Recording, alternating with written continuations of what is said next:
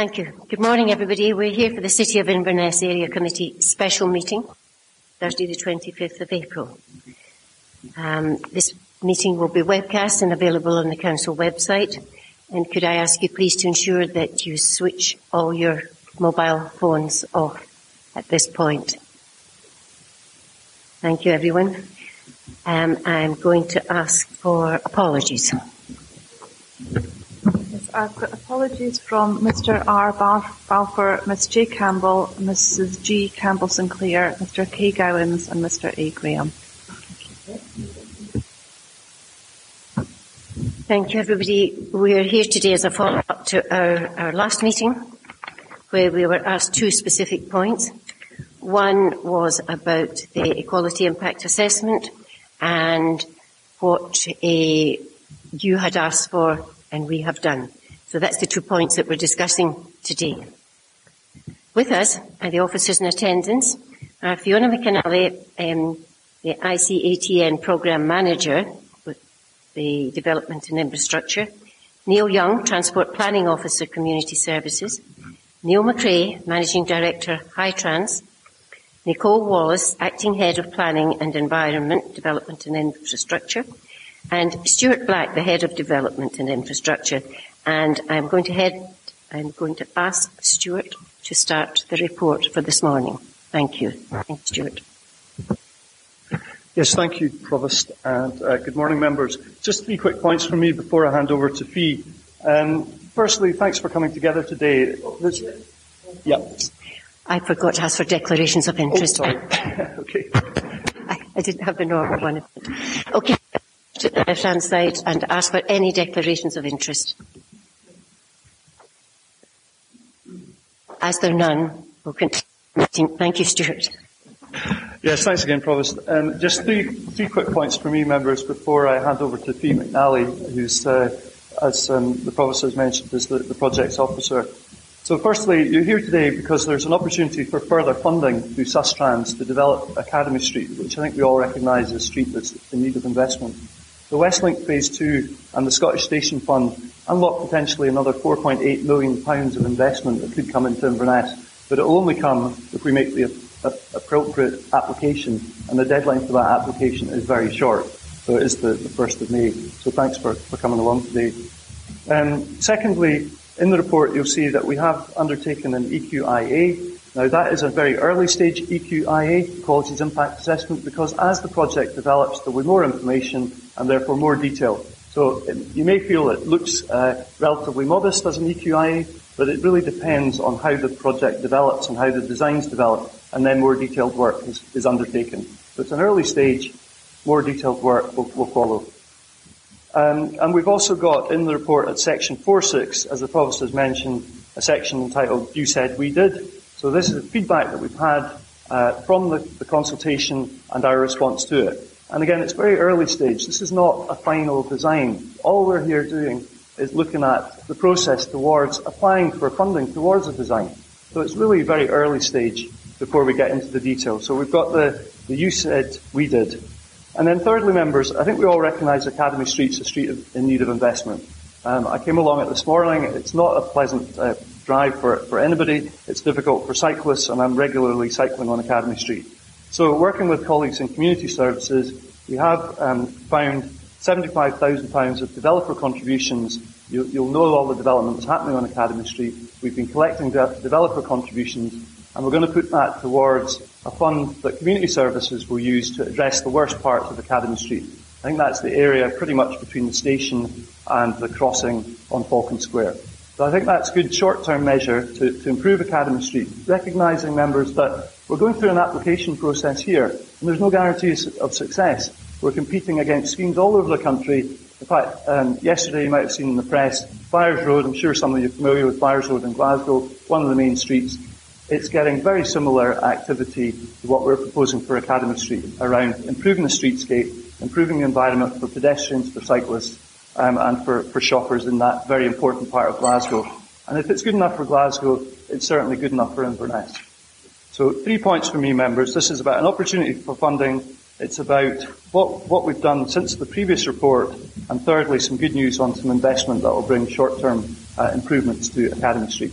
So now I'll hand over to Fee. Thanks for your attention.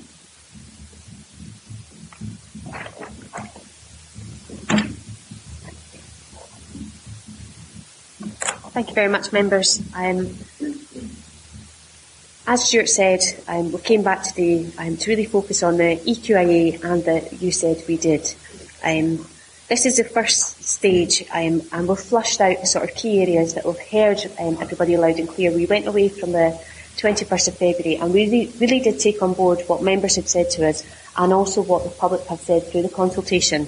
And now we have Appendix 1, which has the full list of correspondence from the consultation that we've done through December and January, and highlights all of the comments that people have raised and what our recommendations are. One, in the sense of what we can do at present and what we would do if we did receive funding and if we take this scheme forward. Just to kind of clarify, this was exactly what we had agreed at the last committee. You said we did, and to have a special meeting today to come back to members before the funding deadline of the 1st of May to enable us to discuss the project in more detail and to highlight what the options could be going forward. Just to go back a little bit to sort of first principles and where the scheme had started from and what we have done as a body of work to build up. Altrincham, some of us went along to as a one-day case study. They're currently £3 million through a £6 million improvement. And as you can see there, in 2010 they were classed as a ghost town with quite high vacancy rates, quite a lot of crime in the town centre, really low walking and cycling levels, quite high traffic volumes, around 14,000. Now it's classed in the UK as one of the second best places to bring up a family. The vacancy rates have fallen, the walking and cycling levels are much higher, vehicle traffic, in particular cars, has reduced, but the actual town centre is thriving. And it's just one case study. There's several in the UK and several in other countries where this sort of thing has happened. And it's not to say that the streetscape improvements have been the only cause of the improvement, but they have started a trend of people investing, seeing the benefit of the town centres. And I guess that's what we're trying to see here in Inverness. Just to really focus, a lot of people have been getting confused around the different language. Some people have been calling the scheme an urban realm or a placemaking scheme, about if you plan the town for cars and traffic, you'll get cars and traffic. And at the heart of it all, we've applied to Sustrans for the work that we've undertaken, and that has been 100% funded to date, to look at active travel, to look at how we can encourage people to walk and cycle in our town centre, how we can encourage people to use public transport and move away from vehicle traffic where possible. Not to avoid the town centre completely, but to use it in a different way and really make it a place for people rather than just a through route on Academy Street for people to just drive to get to where they're going. I wanted to highlight, as Stuart had said, we're not the only city in Scotland just now that's going through these live proposals for concept drawings and for detailed design. Edinburgh have a city centre transformation project, one example of which is Lothian Road, and Glasgow have the Avenues project. Both of them are matched by some city region deal money, but they are also applying to Sustrans and also going through very similar consultation. You will see the similarity in the drawings there in terms of what they're doing.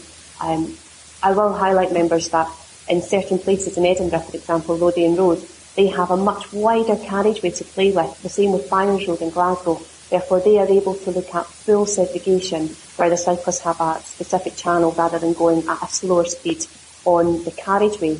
And we were asked by Sustrans whether or not we could look at that for Inverness and in particular Academy Street.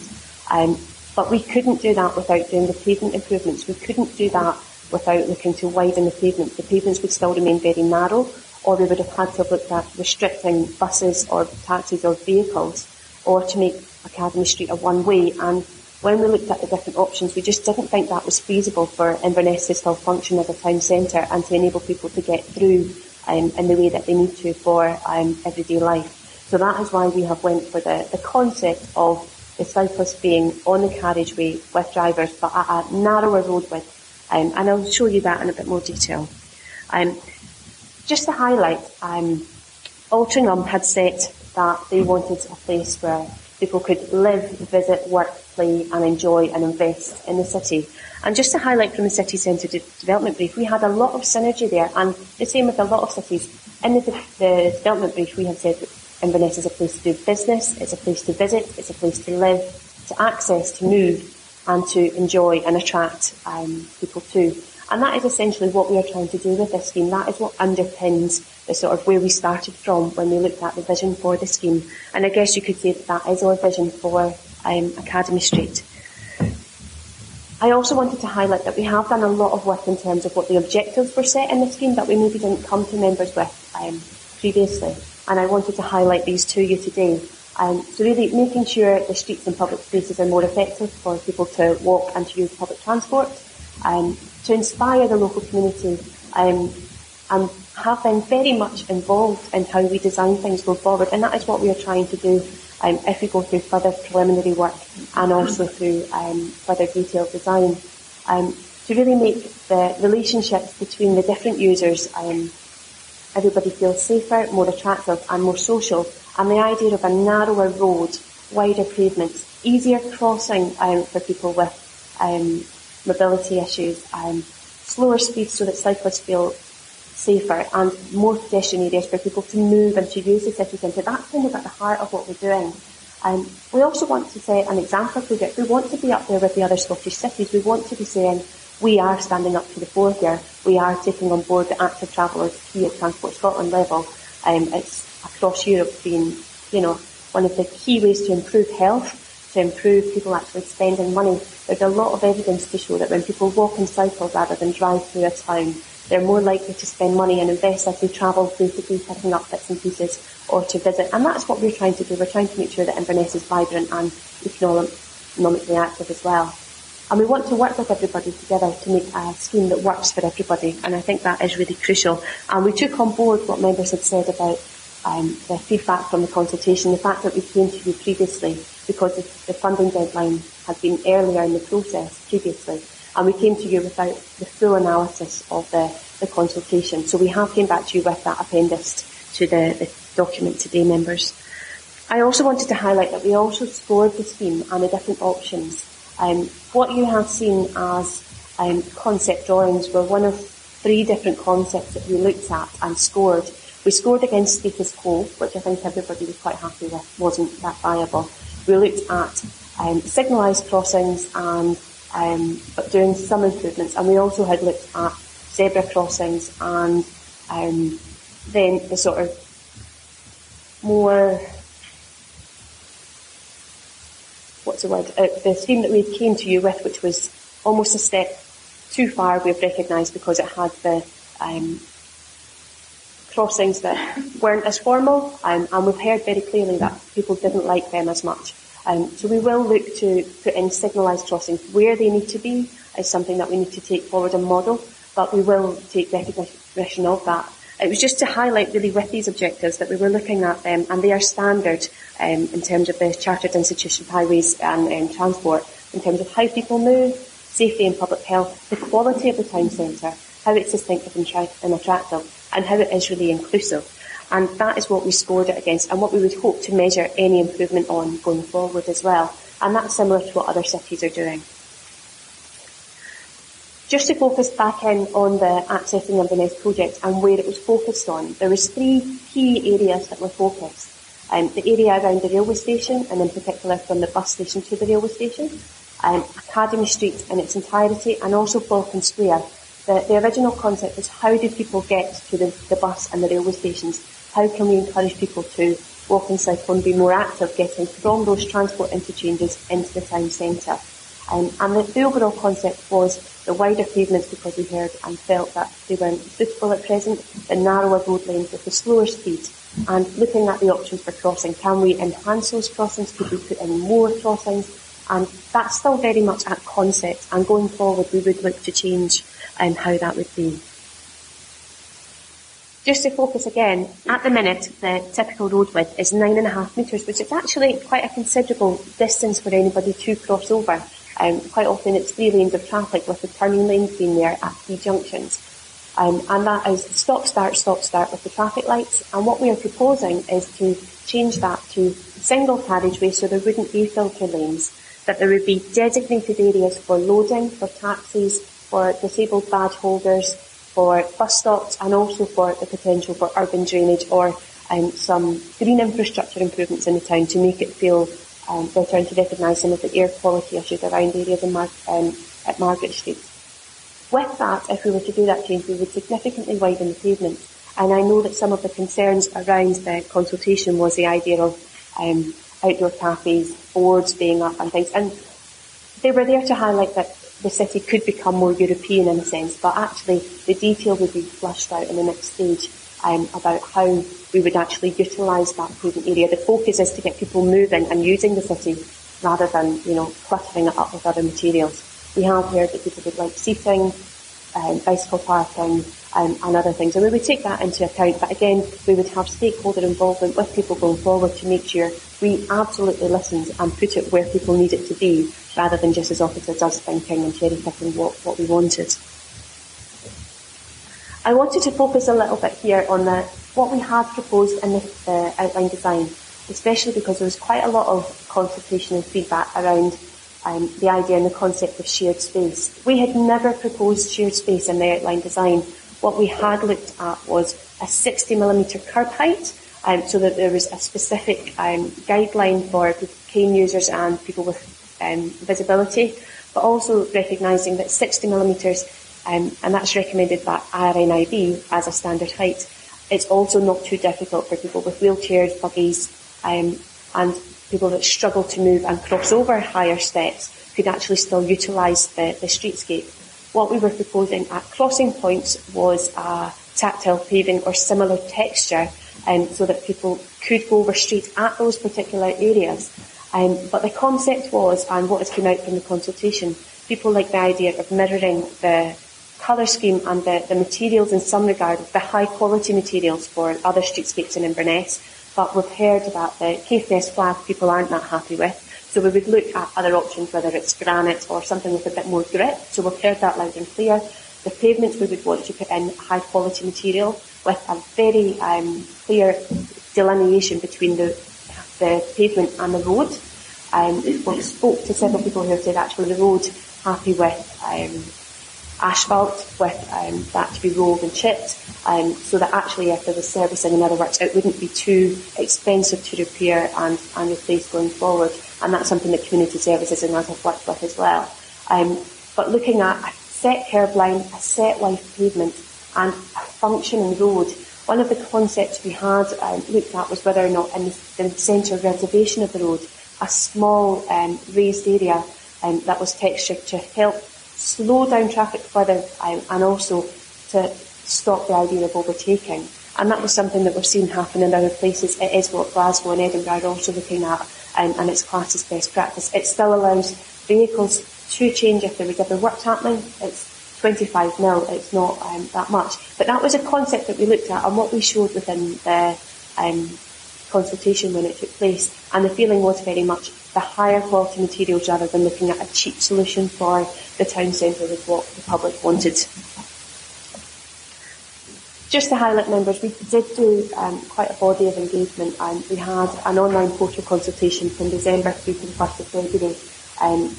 A lot of people were emailed, all the stakeholders. We had 4 groups that we met with pre even going to consultation. We met twice with the local access panel, and we also met with the active travel stakeholders. We met with the public transport operators. We met with Fed several times, and that was all fed back to you at the committee on the 21st of February.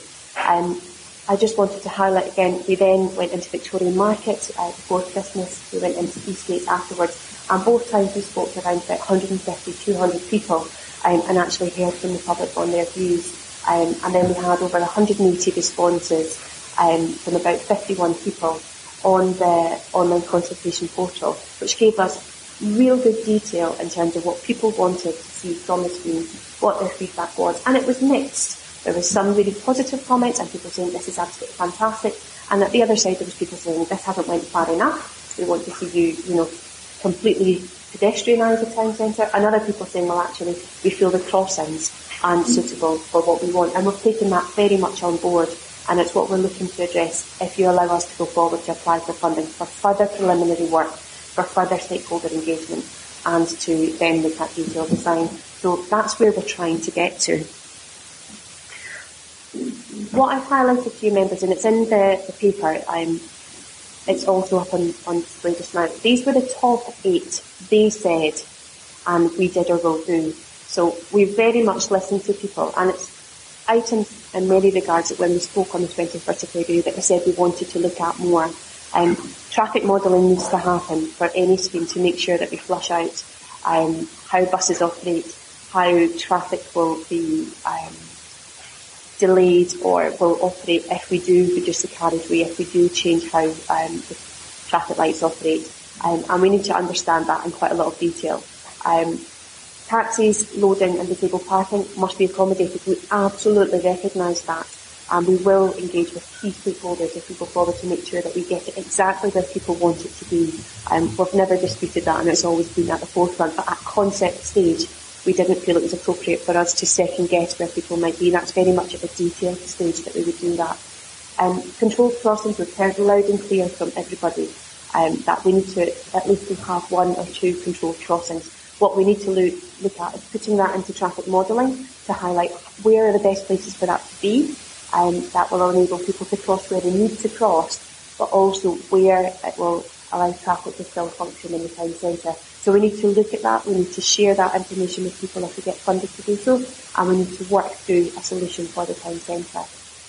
As I highlighted, the materials should be of the highest quality, but make sure that they have grip, unlike using a slab, so that it is actually a bit more grippy and people don't feel that they're going to slip when it's wet or icy. There's been a lot of people saying about the shared space, and absolutely we are not trying to do a shared space scheme. We're trying to make sure it's a scheme that is functional for everybody and that there is a delineated curb height for everybody. We're making sure that it does link in to the wider walking and cycling network. It does fit in very closely to the Inverness City Active Travel £6.5 million project, which will happen on Melbourne Road, which will go along the riverside, which will link up into those more. And we'll also look at how it ties into the other city centre and the NCN, the local cycle network, in the area.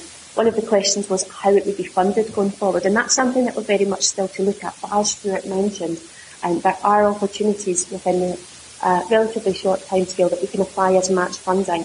The Westlink Phase 2 could be a match in kind, as could the Scottish Stations Fund. So we are looking at that. We are looking at how we can gain external funding to try to lever in money. But we have to apply to do the detailed and preliminary design before we can have those further discussions.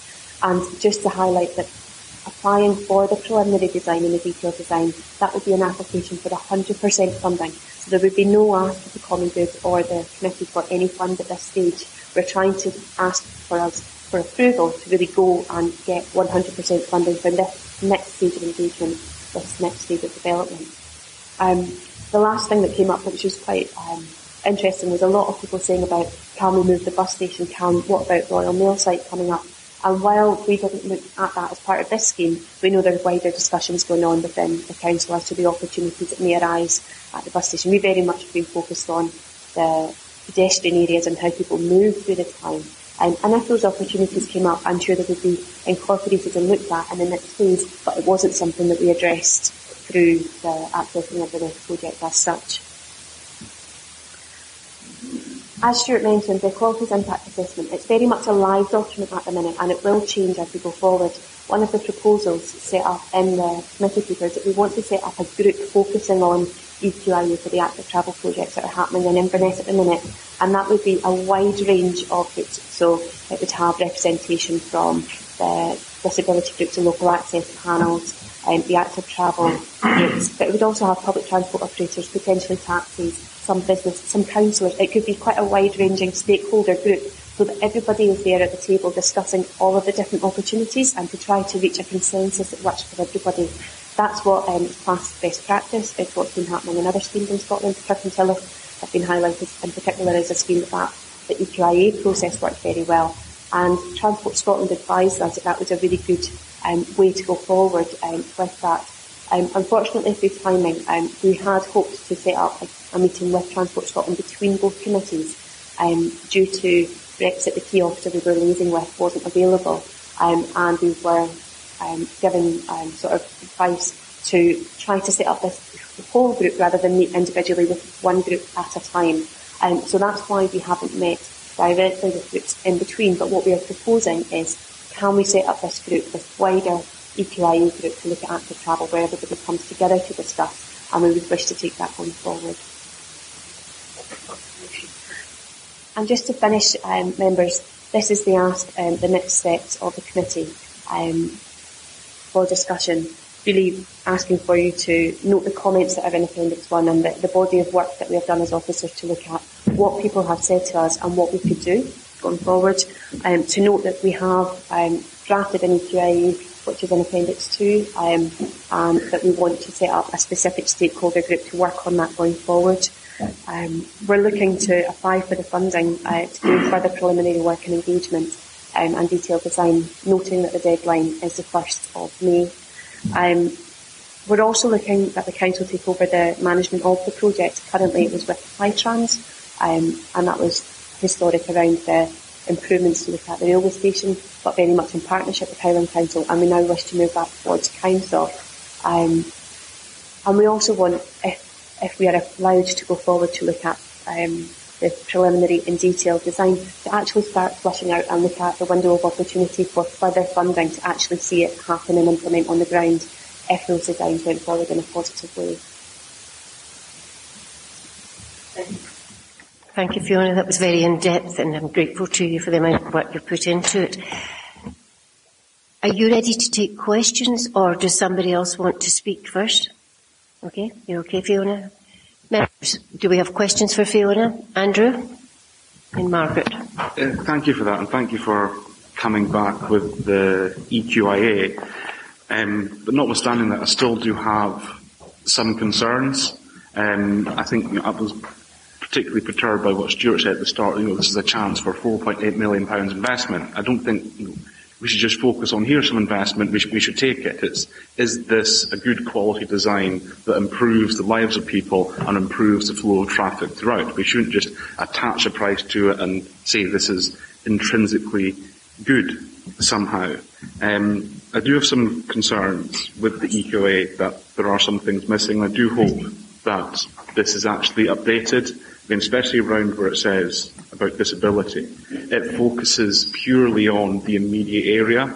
It mentions nothing of how could this design affect traffic flow, because most disabled people, public transport isn't an option, myself included, and you have to drive into town. It's the only way. So if you make driving into town a barrier, then that is something that needs to be noted and needs to be overcome and mitigated somehow. I welcome the stakeholder group, but from what I've seen so far, I'm not filled with faith in what this will actually produce. All of us had emails from someone at the RNIB saying they were disappointed that they're representing a conglomerate of third sector interest groups in this, and they'd been unable to physically meet with anyone to discuss this. Now, filling in a form and sending it off is good enough, but you need to sit down with people, especially the big groups like them. But specifically, 3 questions I have round about this. 2 months ago, we specifically raised concerns round about there being no more right turn up to Strawberries Lane. That would completely clog up the town centre if that was taken out. That has to be in there, but I've not been able to see anything about that in here. Why could the signalised crossings not have been put in at this stage? You noted at the start that you cannot guess where to put crossings and bays without consultation, but they were taken out without some consultation. So surely we could have put something in indicatively to give groups and people like myself some reassurance that this would actually come back in. And lastly, on the consultation, key to it is actually implementing solutions. And so far from the consultation, I've not seen any concrete changes to this. It's nice to put comments that it's been listened to, it will be noted, it will be part of the next design stage. But I just feel very, very uneasy at agreeing to, in order to get what I want, I have to agree to go to the next stage, when this is not something I necessarily agree with. Thank you. Thank you. Councillor Laird can't be with us today, but as the seconder of the motion to take this away and bring it back, can I begin by saying thank you very much for the additional work that you've put in and the presentations you've made to us, and that you've got us to this point here today. I think there are things that we need to think about. I think, first of all, I must say thank goodness we're looking at doing some pattern work in Academy Street. Now, Councillor McAllister's here, but the other two Central Ward members are not here today. Can you get in touch with them and tell them that? Good news is not always easy to come by, so maybe we can give them that so that we can get ahead with some of the much needed patching in Academy Street. And I think that's an appropriate use of developer contributions. I think what I'd also like to say is that we've taken a lot of interest in this, and it's very clear to me from the comments and how you've set them out. And thank you for also doing they said we will. I think that's far more definite than what we were given before. And although there might be the odd one where there's some conditional wording, it's a big move forward. I would advocate that perhaps we even become more precise in where we're going. Like others, I'd love to see where you're putting the crossings. People love crossings and they like curbs, and that's come through crystal clear. And you've got your responses here for that.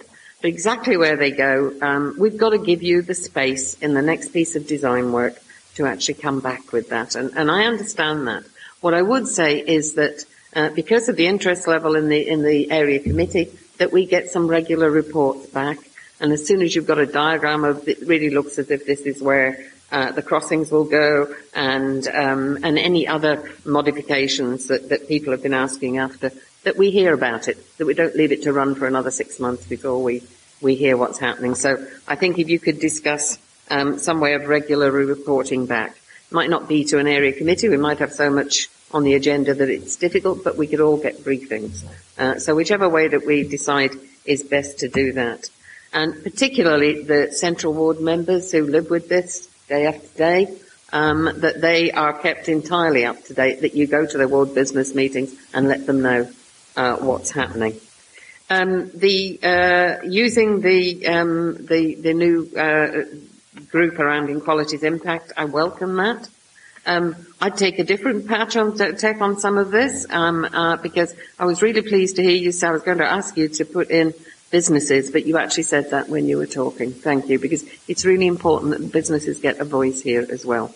I don't want sweeping statements that will get rid of all advertising off the street. We need to talk to businesses about how they can advertise without tripping up people, causing obstacles, and all the rest. But, there are ways that can be done, and I'm sure that you'll get a reasonable approach. And as a small business person, I very much understand that they need to be part of how we're going forward. They're the lifeblood of the city centre, and we need to work with them, and that's very welcome. So that was really what I wanted. The RNIB in Edinburgh. If there's something really important on in Edinburgh that I want to take part in, I go to Edinburgh.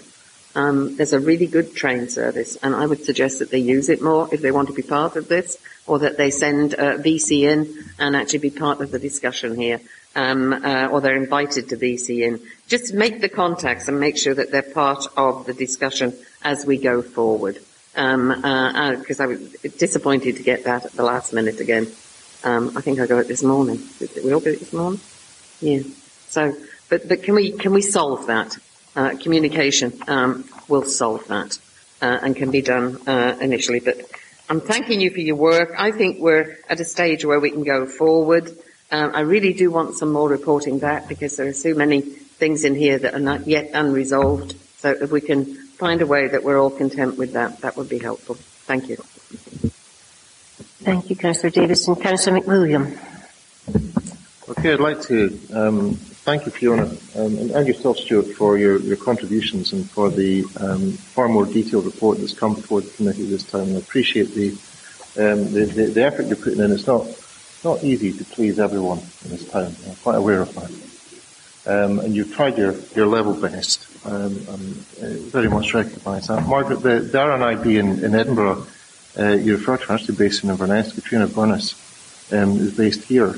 She covers the whole of Scotland. That group, putting Inverness Streets Ahead, are actually very local and have an incredible expertise. They include, I'll just list them: Inverness Access Panel, Autism Rights Group Highland, Deaf Services and Hearing Support Team in NHS Highland, Guide Dogs Scotland, Highland Cycle Campaign, Highland Senior Citizens Network. Okay, I won't list them all because there's a big long list of them, but they are local. They understand this town and the challenges that are very specifically local to their own the groups that they represent, and they need to be fully engaged with.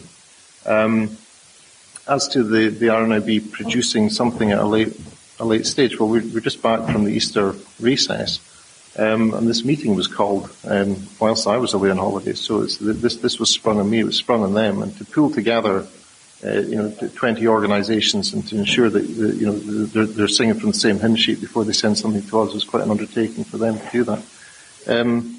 I think, Fiona, when you said getting back to the first principles, it is this question of Altrincham and basing anything, because when I look at that picture of Altrincham, and when I read all the associated good news, and terrific for the people of Altrincham that they've managed to reinvigorate that area with that design, I don't see Academy Street in Inverness. And I wonder if there's maybe a question about site visits here. When we have planning site visits, everybody goes. If you don't go, then you don't get to vote in the planning application. With this one, it appears that some members of this committee, I don't know who, appear to have been invited to have a look at this and are perhaps more enthusiastic because there's something that I'm simply not seeing there. I don't see that this is something that can easily be replicated here in Inverness. There are references throughout the report, and you've given verbal references today, that this is not an exercise in attempting shared space. Now, there's a lot of trial and error going on, I think, not here in this case, but across Scotland, and how you design these spaces to share them better without actually sharing them to the extent that you've got motorists and cyclists and pedestrians, and particularly pedestrians with disabilities, having to compete for that space. What we cannot do here is have trial and error. If we create an error, then it's going to be a permanent error. And that's why so many of us voiced concern at the last meeting and are continuing to stress that we have concern. Because if it's not an exercise in shared space, I very much would echo the comments made by Andrew. Why on earth were these crossings removed in the first place without any thought or consultation with the people that it would affect? And to say now that perhaps that you have listened and that we could put one or two of them back in, I'm sorry, that's not enough. Academy Street, when it was last looked at, I don't know when it was, it must have been many, many years ago, but I think that there would have been a lot of thought into how many pedestrian crossings there should be. And I think they probably got it right, because it's a busy shopping area. It splits the town right down the middle, and you have to get between you have to cross Academy Street to get between the shops. You have to cross Academy Street to get to the public transport links. Everybody needs to cross it, and you need to cross it quite frequently. So at the moment, there's about 6 or 7 controlled crossings there. The original design I could see was to remove all of them, which is fine if you can see. It's fine if you can get about. And that was really the question, that when we consult the public and we take on board all these ideas, and no one's disagreeing that Academy Street's an absolute disgrace that needs to be dealt with. We're in full unanimous agreement, and I've had representations from people today urging me to support this. Of course I support it. Of course I want to see Academy Street improved. There's some terrific work going on in Academy Street with the buildings down the other end of it. You can really see it starting to take shape with the new flats that are going in where the Farm Foods building was, with the old foundry building, coming to fruition, and these new bars and eateries and accommodation. It's absolutely terrific stuff, but the road surface is absolutely awful.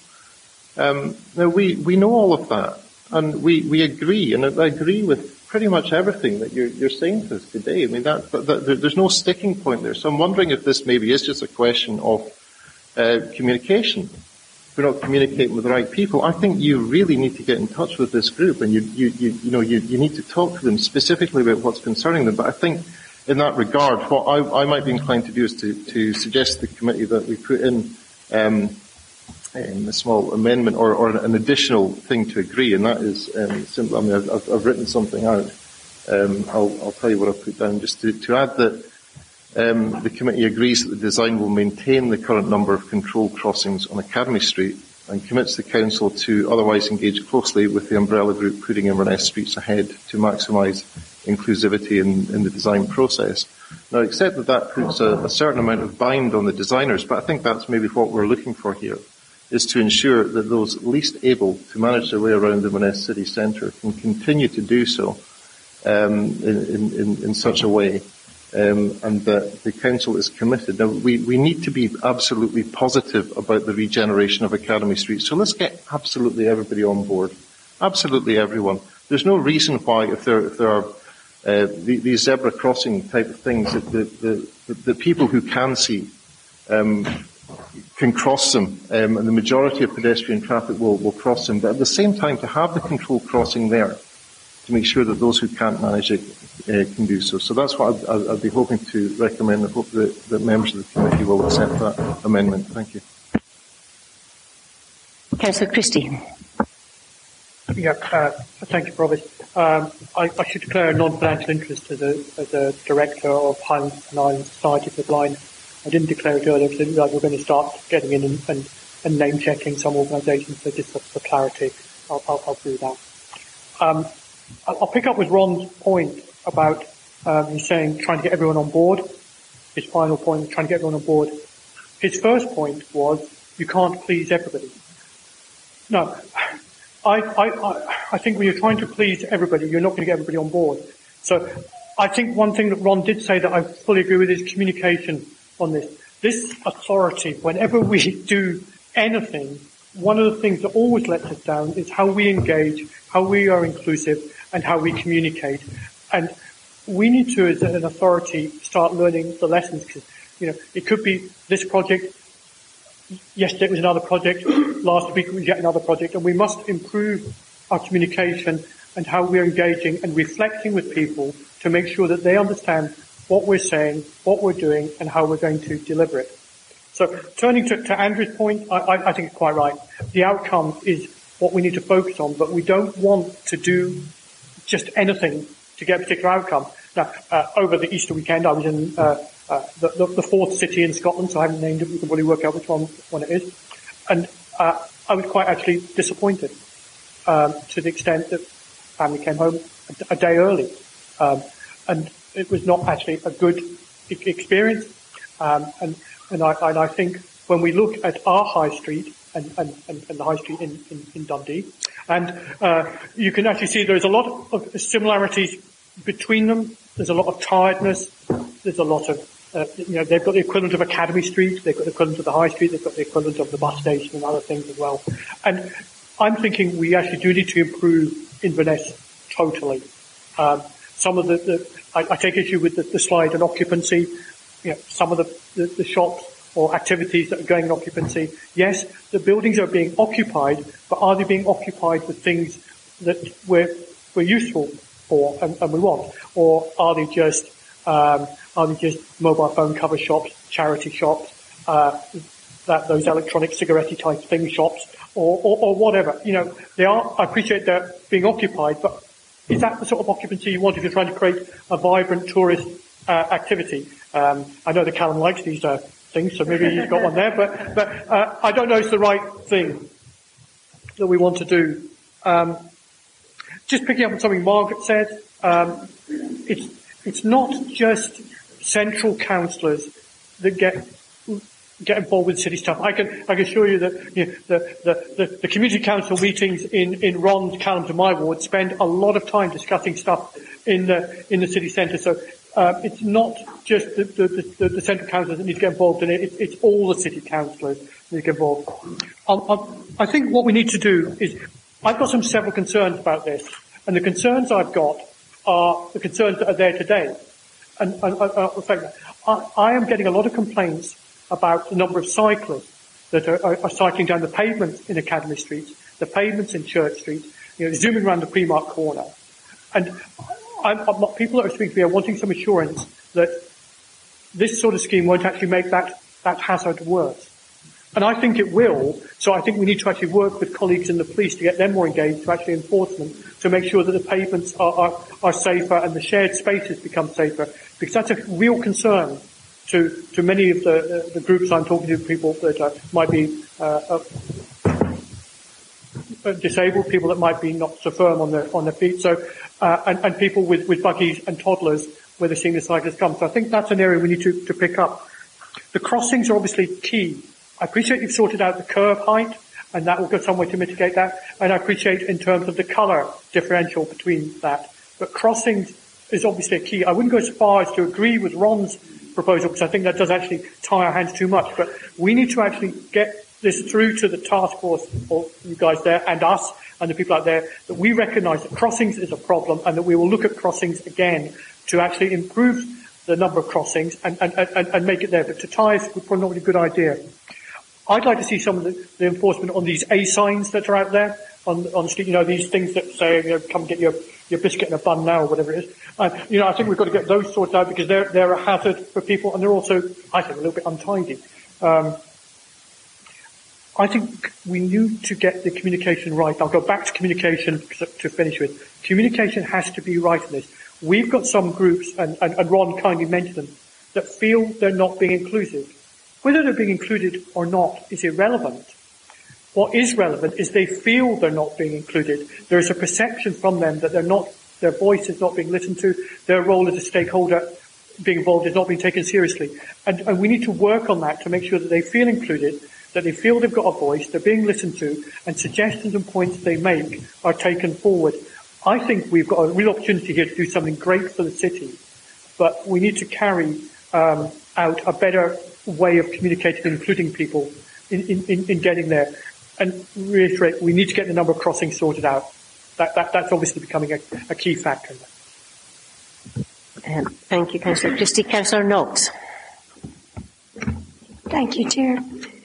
I have a few points to make, so please bear with me. The first point I want to make is, yes, it's true that you can't please everyone, but we have a legal duty to protect certain groups, including the disabled. We also have a legal duty to make sure people are safe. I very much welcome the equality impact assessment. Thank you for that. I also welcome what you said today, Fiona, that this will become the norm. It should have been the norm from the very beginning.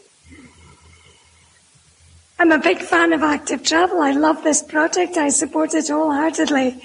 Some of you might have seen me around the ward on my adapted tricycle, or the Knoxmobile, as I like to call it. So generally, I think this is fantastic. Subject to it being absolutely safe for disabled people. My main concern is the crossings, which have been covered here by two of the speakers. I think we have to be tight on this. I'm not happy with leaving it open to further consultation. I'm sorry, but the lawyer in me is coming out. We have to agree something today, so I think it has to be relatively tight, so it can't be demurred from later, especially when we're talking about disabled rights and protecting people. So I think we need to specify a number of crossings will be there. We don't specify the location, we don't specify the type or the design. That's subject to further consultation. But rather than just saying we will look into this, I very strongly feel it should say there will be a specified number of crossings. That's what the disabled groups have all said. You'll see in the consultation they strongly disagreed, mainly because of that issue. I think it's important, and I think we need to be tight. I have one question. This relates to the equality impact assessment. I'm sorry the pages are numbered, but it's on the 5th page. You're talking about the gender protection, and it says there's likely to be a positive impact on gender, especially those walking or cycling alone, as the improved streetscape, slower traffic speed, and wider pavements will provide an enhanced feeling of safety. What does that mean? I'd like to know why safety is a gender issue from a design perspective. Just tease it out a wee bit for me. Thank you. Thank you. We still have another 3 councillors. Are you happy to continue? Or would you like to answer some of those questions? If you could address them first, and then I'll go to Councillor Boyd, Gray and McPherson after this. Thank you. Anne.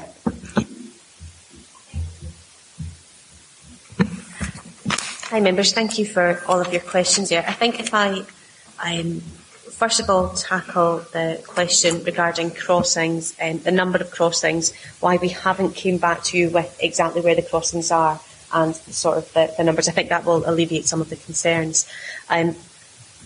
When we originally looked at the outline scheme, we looked at whether or not we could keep the 6 signalised crossings in with a narrower streetscape and how that would work. We looked at whether or not we could do a more ambitious sort of scheme with the uncontrolled crossings, in which we put in 8, which was what we showed us the consultation. And we also looked at how we could the status quo, and we scored against that with the guidance that I referred to earlier in the presentation. I think what we are looking at just now is we still want to have unable to continue through the street, and we might end up with more problems rather than less, and we would need to model that. The reason we haven't came back to you today with an example of where those crossings could be, what we think they look like, is because we need to do the modelling. We need the further funding to do the modelling to enable us to understand the complexities of the city. If we remove the filter lanes to widen the pavements and enable the streetscape to improve, what impact does that have if we then put in the crossings? We need to understand that fully and be able to come back to you as members to address that. So we're not saying let's just have two crossings, for example, on Academy Street, but let's actually look at where we get the right crossings for the right needs and work with the stakeholders, work with yourselves to find out exactly where they are. So we want to be tight on, we don't want to have less than 6 key areas where we can cross, because they represent the key junctions, the key places where people want to be. But I don't think if we signalise them fully at the minute that we'll get a scheme that anybody, in terms of funding-wise for active travel, would support, because actually we'd be widening the pavement, but we're making congestion potentially worse, and we would also be making it potentially harder for people to cycle, and we might encourage more people cycling on the pavements, which is absolutely what we're trying to discourage. So I just wanted to clarify on that. In terms of the EQIA and the gender sort of question, the reason we put in the feeling of safer and things there was to represent the fact that some people have indicated, some women in particular have said that they feel unsafe in town centres at night, especially through sort of travelling alone. And the idea of wider pavements, better signage, easier crossing might make people feel safer. So that was why it was recognised there. The wording might be quite generic in some senses, but that was the background behind it and the reasoning there, just to give that in. Stuart, do you want to come in with anything?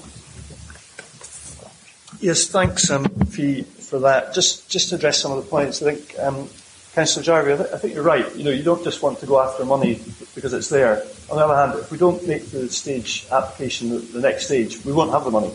So it almost becomes a fait accompli that we won't get the money. Now, we've got one chance with the West Link and with the station improvements to get a significant sum of match funding into Inverness.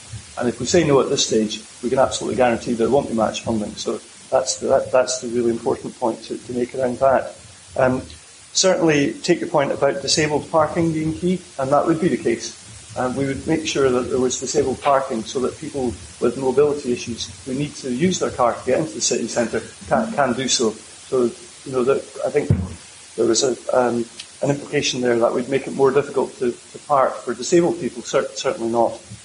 I think the point that's been made about crossings is the key one from all members, and absolutely we hear that loud and clear. We're going to need to do traffic modelling, though, to make sure that the crossings are in the right place. We also need to look at desire lines. Where do pedestrians want to go? We're forcing sometimes people to go onto crossings that they don't want to do. There are desire lines to get from the station across the market, for example, quite difficult to do. So we need to look with traffic modelling at where the best place to put the crossings in the city centre are. I think in terms of the the point made about the city centre, absolutely all people living in Inverness and people much further from Inverness come in and use our city centre. And I think we have to take interest. Also visitors, what do visitors expect? I think Councillor Christie's experience recently, visitors expect a certain quality about city centres, and increasingly we're competing against places that are doing these sorts of projects. Edinburgh is doing a lot of stuff around cycling and walking because they recognise that that's what people want to do in the city centre. And we've got some great assets here, the river, for example, that we want to make more accessible. So getting the links across Academy Street is fundamental, and I totally agree with that, and we'll do work on that. Councillor McWilliam, absolutely no trial and error. We're not going to make this into an experiment. We want to use things that work, and we want to learn lessons from elsewhere and not impose something that's going to be a mistake on the city centre. And I think that you're absolutely right. The regeneration that's happening on the buildings isn't being matched by what's happening on the streetscape, and we need to get that in balance. Councillor Christie, communication, absolutely. I think the team have done a lot of communication, consultation, but we need to improve and we need to look at how we build on it and make people feel that when they say something, we're listening to them. And that was the point of the You Said We Did, but we'll do more of that. I think around cycling on the pavements, I think one of the issues is there enforcement of it. So if people are doing it, does police matter if there are complaints around cycling on pavements? We also need to look at why are cyclists going onto the pavement? Is it because they don't feel safe, for example? Or is it because there's not a reasonable alternative in terms of the route? So 100% agree, crossings are key to this. We'll look at them, we'll get them in the right place, we'll make sure the traffic modelling works, and then importantly we'll communicate the reasons why we've got them. But I think Fee's point, and all of you have made the point, is Academy Street, we don't want it to be a barrier in the city centre. It has to be something permeable that people can get across to get to the river, to get to the shops, and to get to see what a great city we have. Thank you, Stuart. Happy to continue with the question. I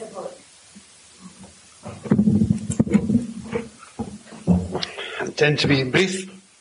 Well done, Fiona, and the team behind you, or behind me, actually. Right. It's a hugely positive step forward that the team now has this Equalities Impact Assessment report. It will act as a checklist going forward, I'm sure. And that's good. Thank you.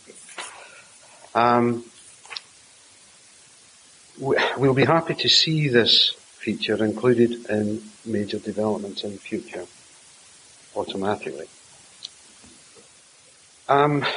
You have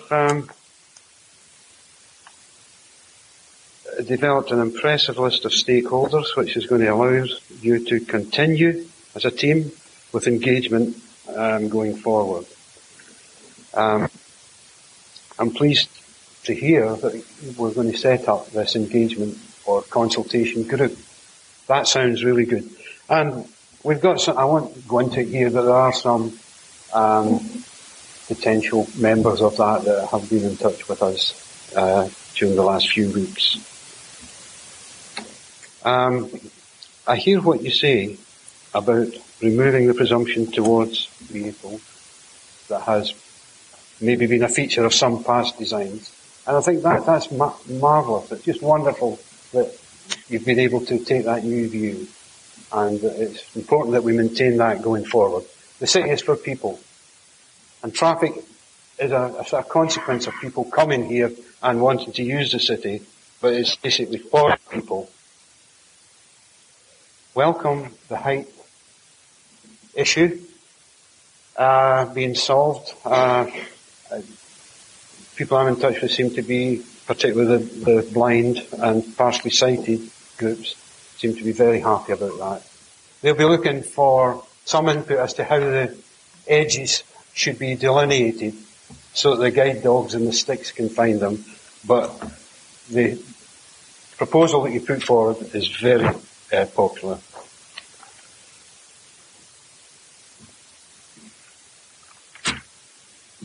So, good luck with the application for the whole team. That's just great. The thing that comes to me is, I think there's some really quick wins that we could make. huge amount of money we're thinking of spending here, and get all of the benefits going to take a long time. There could be a wee bit of looking for low-hanging fruit, and maybe outside this meeting, I'd like to have a conversation with you, Fiona, and your team. I'm sure there's one or two things we could do immediately that would get us some major improvement on the wear and tear on the road, as well as the ability for pedestrians to get into the centre of the city. So maybe we could talk about that outside. But just to say, thanks for this. I think we're in a much better place. Can see great future for Academy Street and the city. Thank you. Thank you, Councillor Boyd. Councillor Gray.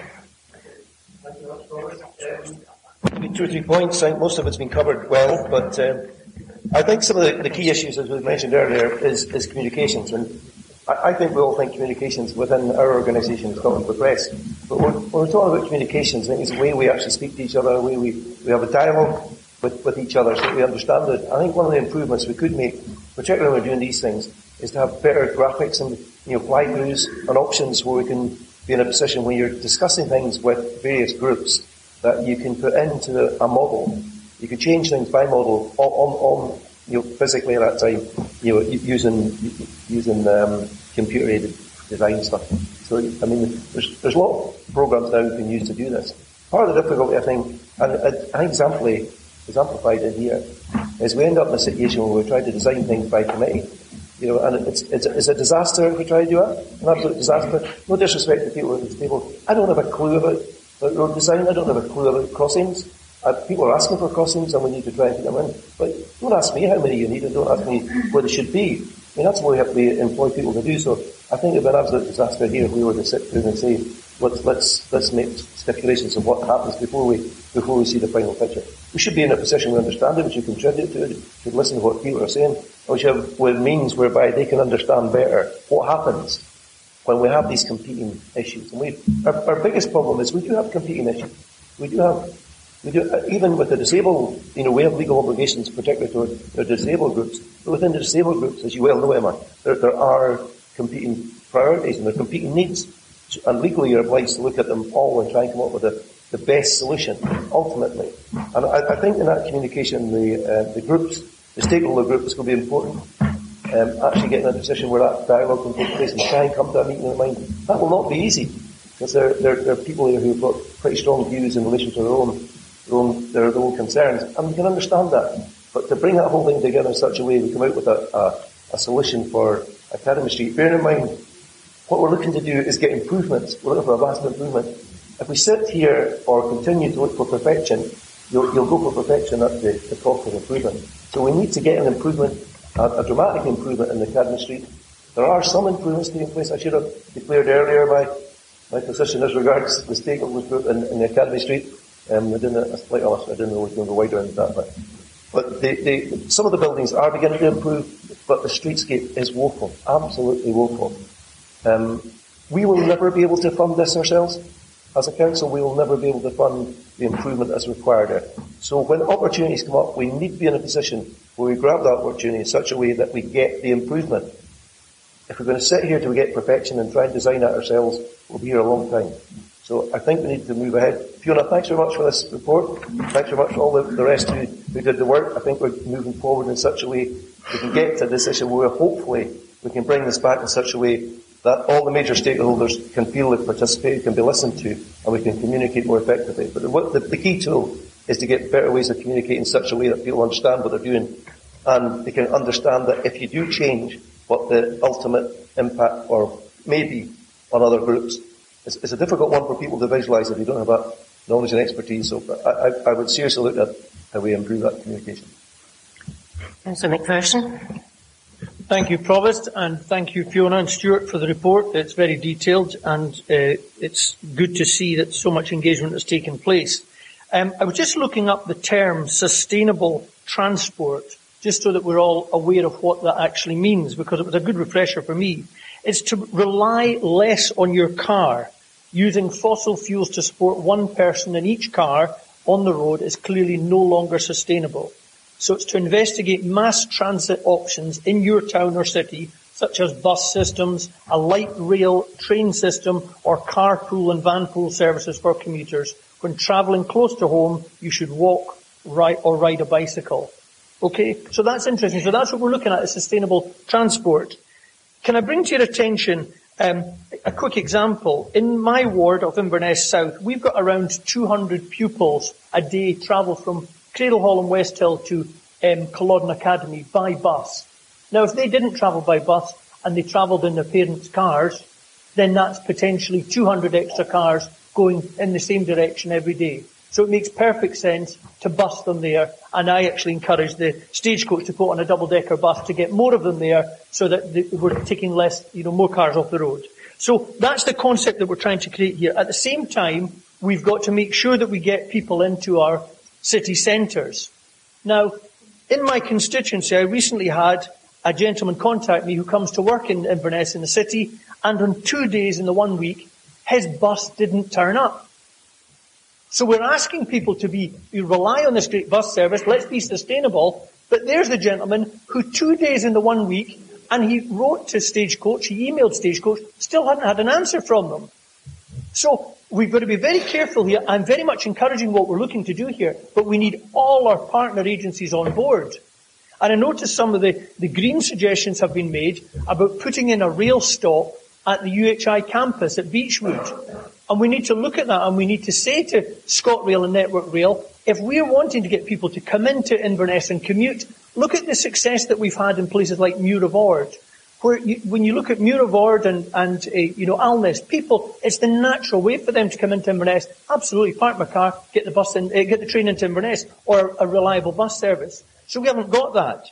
Now, I'm going to share some disappointment with you, because on the 23rd of March, the Royal Mail building at Struthers Lane and Railway Terrace, which sits at the entrance and gateway to Farland Park, was offered for sale at 1.5 million by Graham and Sybil.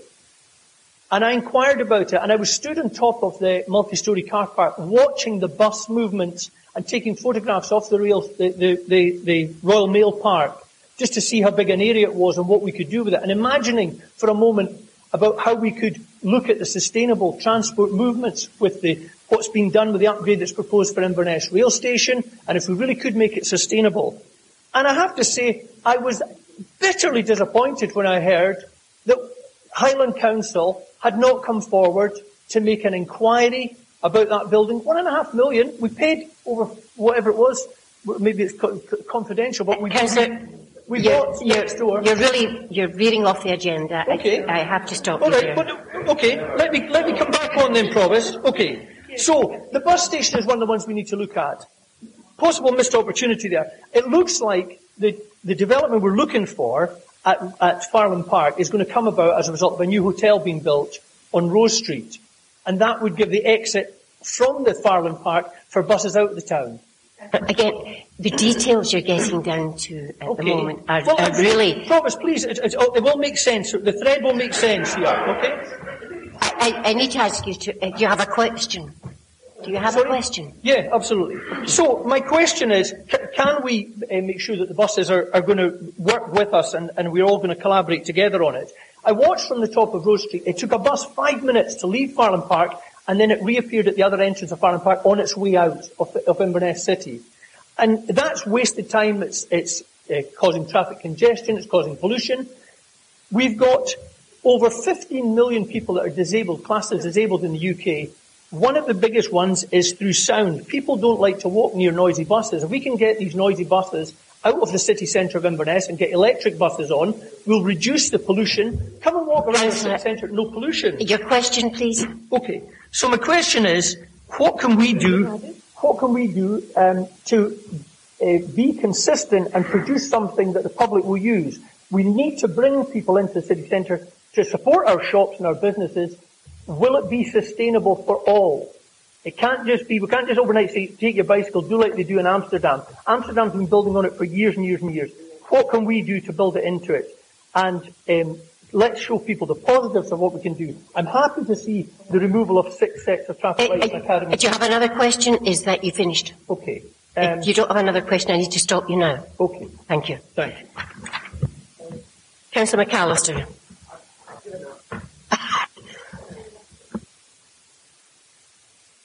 Last person to speak is Councillor Smith.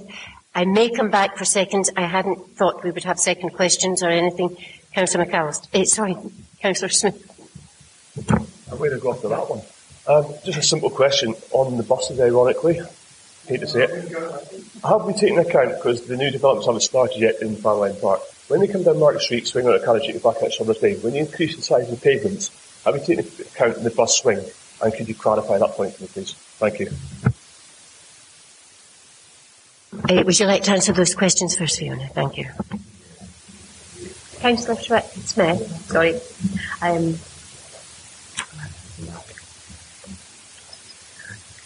Just to address Councillor Boyd, great that you're now supportive of the scheme. That's really useful to hear. Absolutely, I'll meet with you to discuss your other concerns. I'm glad that the correspondence you've had with constituents have been really positive around that. If we can talk about quick wins away from this meeting today, happy to do so and to feedback. Councillor Gray, absolutely take on board your comments regarding communication. It is absolutely crucial in terms of what we're looking at, and hopefully going forward the stakeholder group will be a big mechanism for that. We're also looking at ways that we can really do stakeholder engagement and public consultation in a really forward-thinking way going forward to really make sure we get people's feedback going forward if we do progress to detailed design.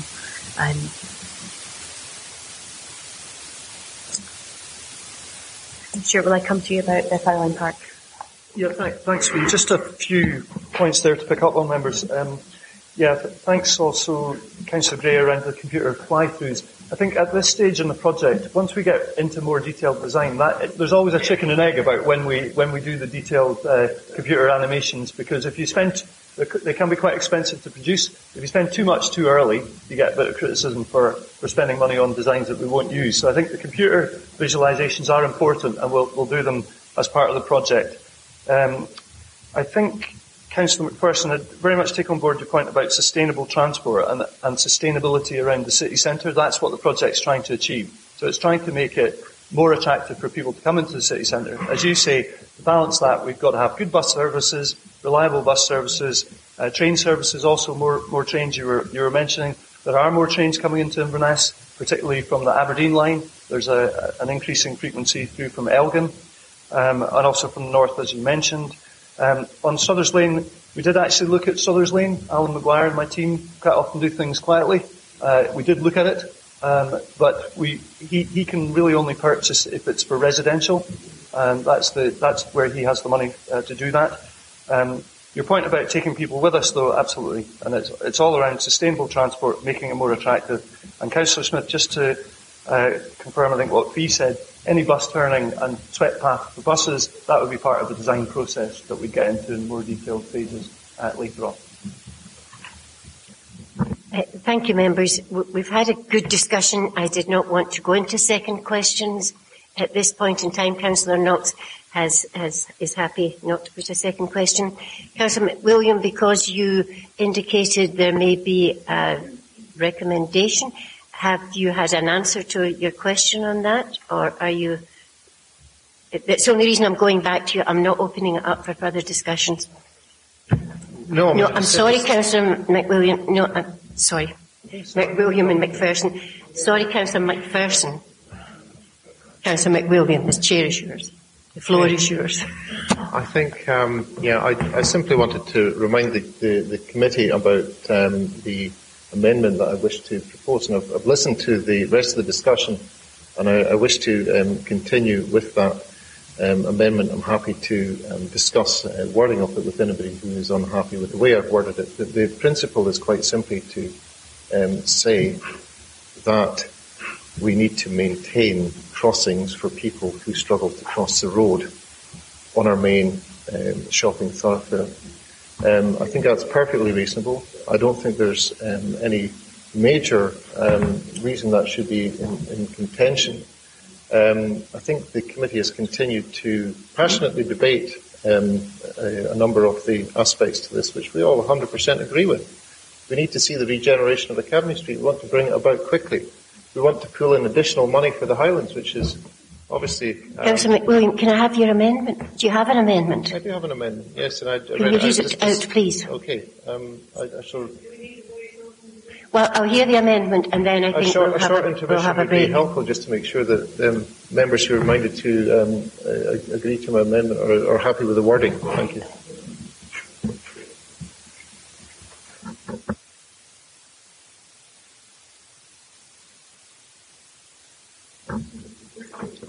Members, we're going to have a short agreement.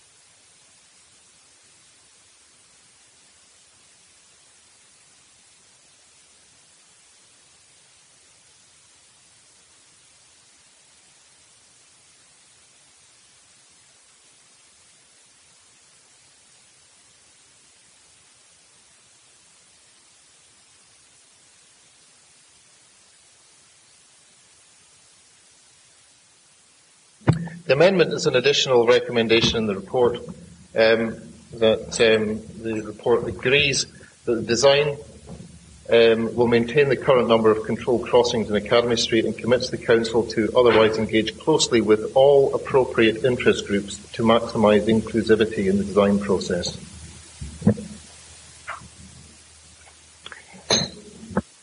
Julie Berishton, would you mind writing that out, please? Or emailing it?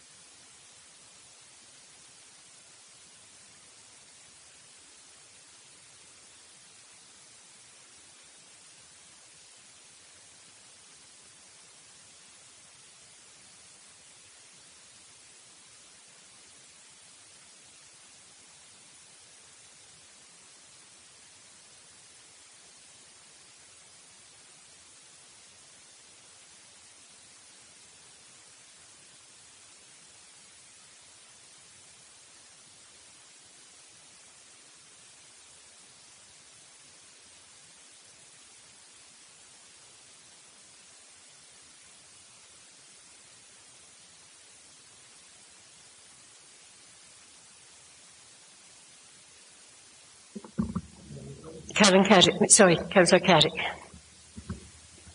Sorry, can I just check from a process point of view, have you actually moved the motion? Because if not, I'd quite like to move it and move it on. If you're happy to move the motion. I am, thank you. Thank you.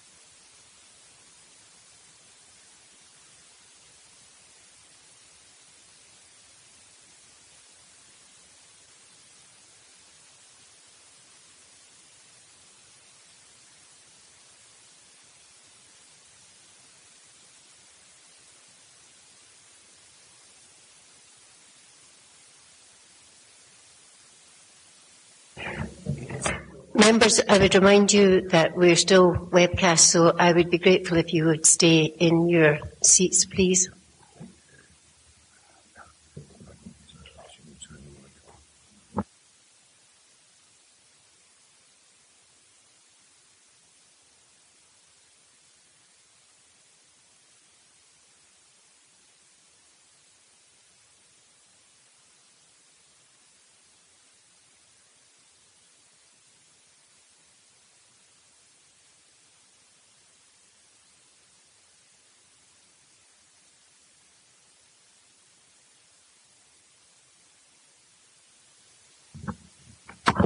Thank you, members.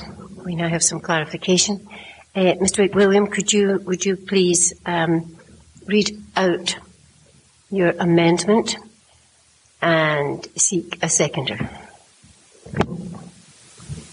Third time, I suppose, it agrees that the design will maintain the current number of control crossings in Academy Street and commits the Council to otherwise engage closely with all appropriate interest groups to maximise inclusivity in the design process. I seek a seconder. Thank you.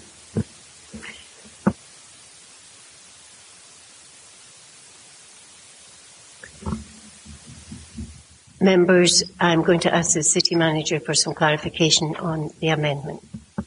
Thank you, Provost. Just to clarify, members, that this amendment, whilst technically you could vote on it, I have to say that I have reservations as your advisor on this because of the advice we've heard from officers regarding being very specific about retaining the number of controlled crossings at this point, and that this could seriously jeopardise the funding application going forward. So whilst technically you could vote on that and you could vote for this amendment, I have to warn you, we've had clear advice from the officers that this amendment in its current form would jeopardise the funding application going forward to success. Thank you. A point of order. Yes, certainly. Okay.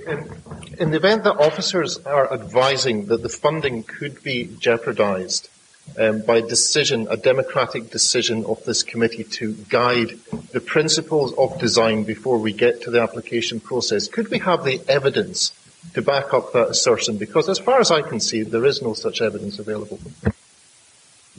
It's not available at the moment. Move to the vote. Sorry.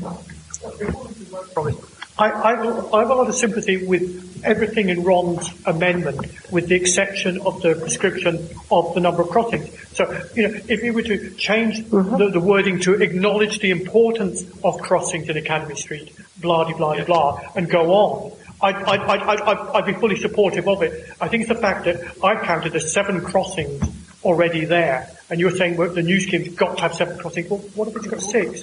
What if it's got 8? I think if we just acknowledge the importance of crossings and then take the rest of your amendment, I'd be more than happy to second that. Councillor McWilliam? We seem to be back into debate again. No, I'm not back into debate. We're just asking you, would you agree to that? I'm not sure. I mean, if there's a counter amendment, then I'll consider it. But I think we are back into debate here. My concern is that the number being quoted is 2. There's currently 6 or 7 of them there. And if we use woolly words like an appropriate number, or the designers will think about it, we're going to get absolutely nowhere. Would you agree do we have change an amendment? the wording slightly? I'm going to stick with my original amendment. Thank you. Okay, In that case,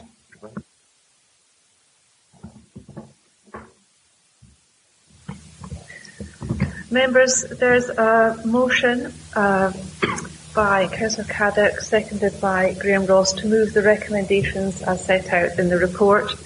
And there is an amendment by Councillor McWilliam, seconded by Councillor Jarvie, to accept the recommendations in the report and the additional recommendation agreeing that the design will maintain the current number of controlled crossings on Academy Street and commits the Council to otherwise engage closely with all appropriate interest groups to maximise inclusivity in the design process.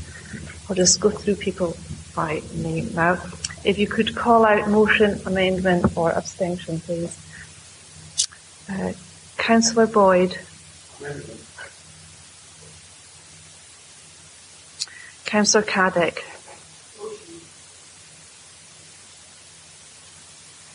Councillor Carmichael.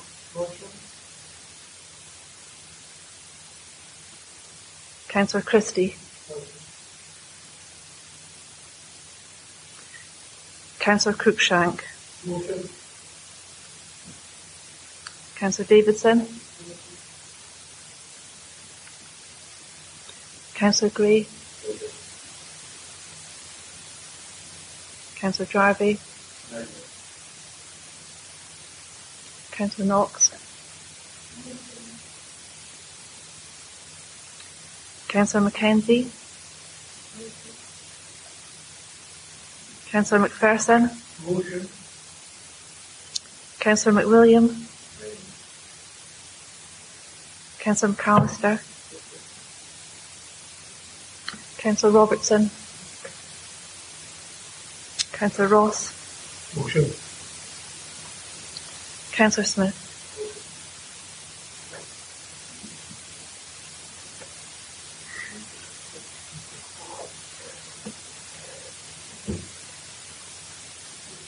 So 12 votes for the motion and 4 for the amendment, so the motion's carried. thank you, members. And that completes the business of today. Thank you.